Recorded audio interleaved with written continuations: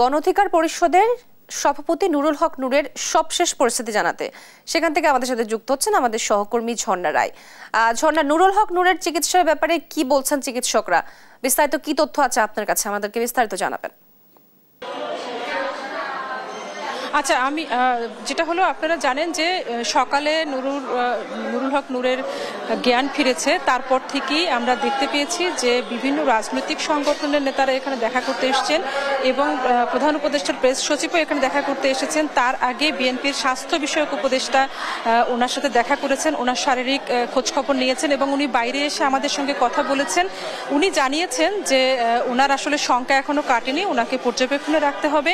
এছাড়া জোনায়েসাকে দেখা করেছেন, উনিও কথা বলেছেন এবং গণ অধিকার পরিষদের সাধারণ সম্পাদক রাশেদ বলেছেন, উনিও দেখা করে এসে বেরিয়ে উনি বলেছেন যে আসলে এই যে হামলা হয়েছে সেই হামলার বিচার দাবি করেছেন উনি এবং শাস্তিমূলক ব্যবস্থা যাতে নেওয়া হয় সরকারের কাছে উনি এই দাবি জানিয়েছেন।